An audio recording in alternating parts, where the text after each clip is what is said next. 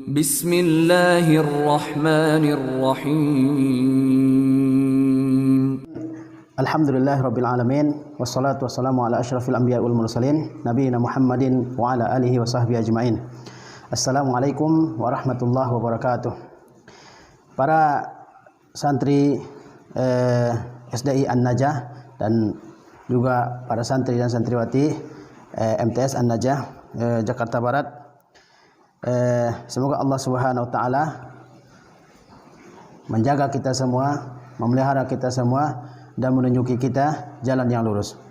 Pada kesempatan yang berbahagia ini, Ustaz akan menyampaikan sebuah tema yang berkaitan dengan semangat menuntut ilmu, yang dalam istilah para ulama biasa disebut dengan uluwil himmati fi talabil ilmi, yaitu semangat yang tinggi di dalam menuntut ilmu.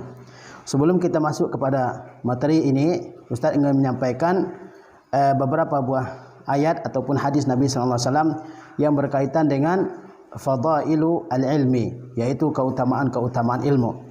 Pertama, Allah Subhanahu wa taala berfirman dalam surah Al-Mujadilah bahwasanya Allah akan mengangkat derajat orang-orang yang beriman dan derajat orang-orang yang berilmu.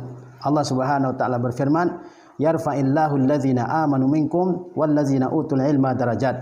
Allah akan mengangkat derajat orang-orang yang beriman di antara kalian dan juga derajat orang-orang yang berilmu. Ibnu Abbas radhiyallahu taala anhu, beliau berkata bahwasanya Allah Subhanahu wa taala akan mengangkat derajat orang yang berilmu di atas orang lain sebanyak 700 derajat. Ya, Allah Subhanahu wa taala berjanji akan mengangkat derajat orang yang berilmu baik di dunia maupun di akhirat. Kita lihat para sahabat ridwanullah taala alaihim, di antara mereka ada orang-orang yang dulunya adalah budak, orang-orang yang rendah di tengah-tengah masyarakat. Tetapi ketika mereka beriman dan mengikuti Rasulullah sallallahu alaihi wasallam, kemudian mereka belajar di hadapan Rasulullah sallallahu alaihi wasallam, akhirnya banyak di antara mereka yang menjadi para ulama di tengah-tengah umat ini. Jadi di antara keutamaan ilmu bahwasanya ilmu akan mengangkat derajat seseorang. Kemudian di antara keutamaan ilmu, Allah tabaraka wa taala tidak menyamakan antara orang yang berilmu dengan orang yang tidak berilmu. Allah Subhanahu wa taala berfirman, hal yastawiyal ladzina ya'lamun hal yastawil ladzina ya'lamun wal ladzina la ya'lamun. Katakanlah, apakah sama antara orang yang beriman dengan apakah sama antara orang yang berilmu dan orang yang tidak berilmu? Tentu tidak sama. Kita semua mengatakan bahwasanya orang yang memiliki ilmu agama dengan orang yang tidak memiliki ilmu tentang agama ini, mereka tidak sama. Orang yang memiliki ilmu, dia mengetahui mana akidah yang sahihah, dia mengetahui mana ibadah yang sahihah yang sesuai dengan sunnah Rasulullah SAW. Dia mengetahui mana akhlak mahmudah, akhlak-akhlak yang terpuji.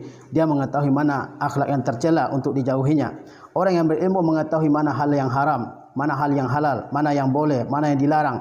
Orang yang memiliki ilmu, dia ketika dia melakukan sesuatu, dia melakukan sesuatu di atas petunjuk ilmu, di atas petunjuk, di atas kebenaran, di atas cahaya. Sementara orang yang jahil, dia melakukan sesuatu tanpa dasar ilmu, dia akan mudah terjatuh ke dalam kesesatan, dia akan mudah terjatuh ke dalam perbuatan-perbuatan bid'ah, ke dalam kesyirikan, ke dalam cerita-cerita yang penuh dengan khurafat dan seterusnya.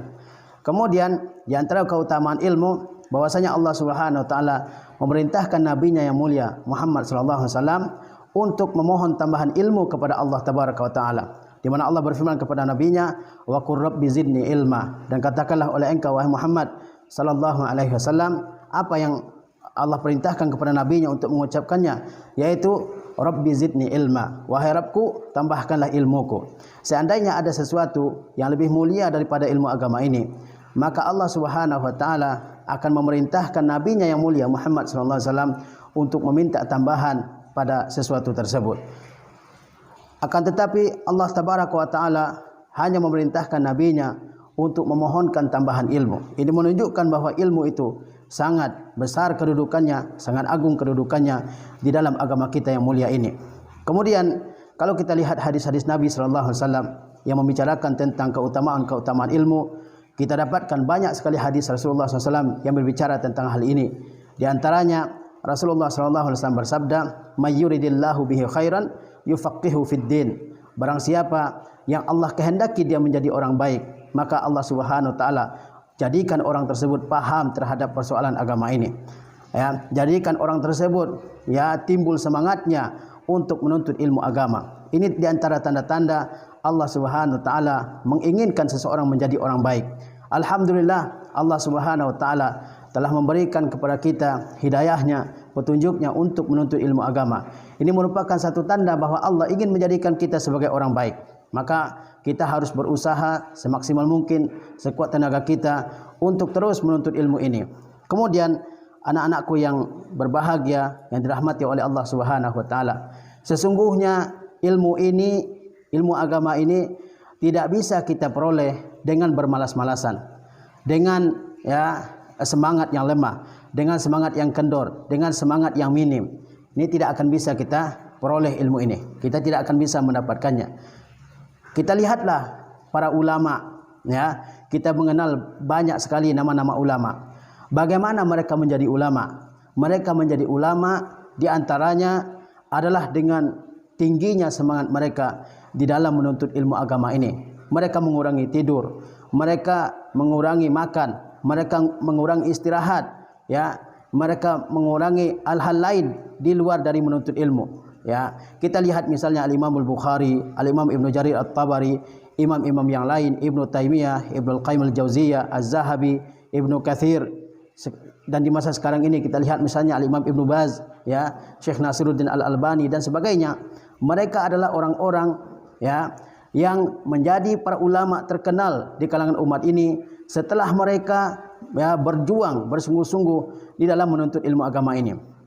Maka dalam kesempatan yang berbahagia ini Ustaz akan menyebutkan beberapa ya riwayat, beberapa kisah tentang bagaimana orang-orang zaman dahulu dari kalangan sahabat, dari kalangan tabi'in dan orang-orang yang hidup setelah mereka, bagaimana mereka bersungguh-sungguh bermujahadah ya di dalam menuntut ilmu yang mulia ini. Ya, karena sesungguhnya ilmu ini tidak akan kita dapatkan dengan bermalas-malasan. Sebagaimana dikatakan oleh Yahya Ibnu Katsir, kata beliau, lan tanalul ilma birahatil jismi. Bahwasanya engkau tidak akan mendapatkan ilmu ini dengan tubuh yang selalu dimanjakan. Orang kalau bermanja-manja dalam menuntut ilmu, tidak mau berjuang, maka dia tidak akan mendapatkan ilmu ini. Dan ada penyair yang mengatakan, ya, wa man yatahayyab su'udal jibal asya hinam minad dahri bainal hufari. Barang siapa yang takut mendaki gunung, maka dia akan selalu hidup dalam kubangan. Ya, artinya orang yang malas berjuang, dia tidak akan menjadi orang yang mulia. Kita perhatikan dalam kehidupan kita ini, apapun yang diinginkan oleh seseorang, dia mesti berjuang. Dia mesti mengorbankan tenaganya, waktunya, pikirannya, ya, bahkan kehidupannya, umurnya, dia harus korbankan semuanya. Seseorang yang menginginkan harta, ingin menjadi orang kaya, dia harus berjuang sekuat tenaga. Dia harus manfaatkan segala waktu yang dia punya untuk meraih kekayaan. Dia harus konsentrasi, harus fokus kepada bisnisnya, kepada usahanya.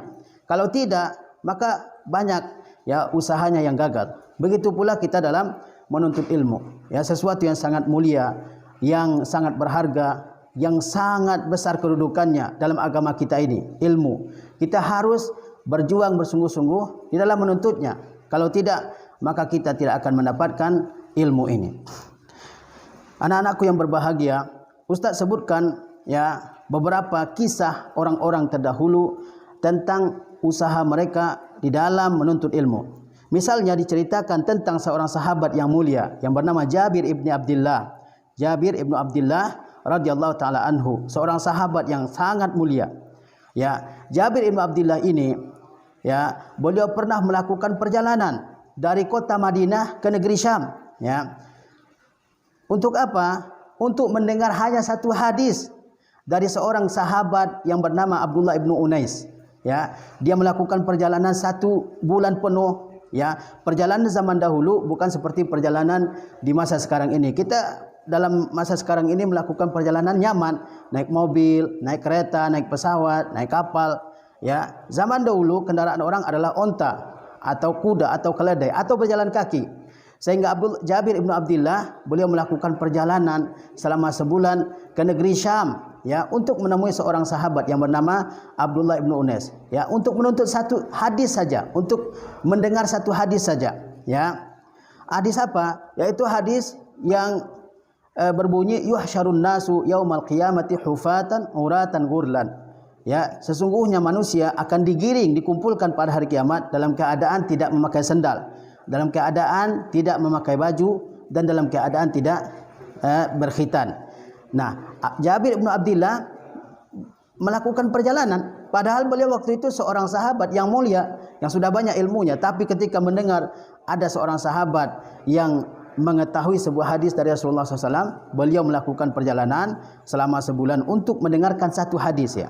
Nah, apalagi kita zaman sekarang ini, ya, yang kita harusnya bersungguh-sungguh datang ke tempat belajar, ya, di mana ilmu-ilmu agama ini diuraikan, diterangkan di majelis-majelis tersebut. Lebih harus bersemangat lagi. Ada riwayat yang lain mengenai Abu Ayyub Al-Ansari radhiyallahu taala anhu, ya. Beliau ini Abu Ayyub Al-Ansari pernah melakukan rihlah dari Madinah, ya, ke Mesir. Dari Madinah ke Mesir, ya, untuk menemui sahabat yang mulia yang bernama Uqbah ibnu Amir, ya. Untuk apa? Untuk mendengar satu hadis, untuk mempelajari satu hadis saja. Ya, kalau kita zaman sekarang ini, kalau orang melakukan perjalanan jauh hanya untuk mendengar satu hadis, mungkin kita ketawa. Tetapi begitulah para sahabat zaman dulu. Mereka melakukan rihlah, perjalanan ilmiah, ya, dari satu tempat ke tempat yang lain yang jaraknya mungkin ribuan kilo hanya untuk mendengar satu hadis.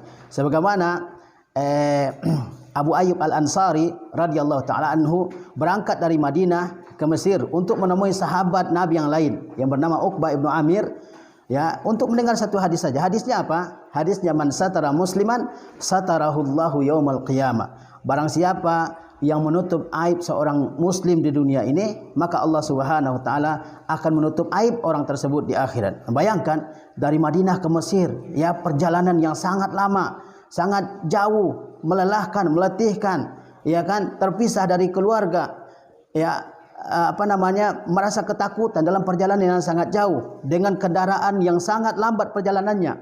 Tetapi para sahabat tidak berputus asa. Para sahabat tetap, ya, terbakar semangatnya untuk menuntut ilmu ini.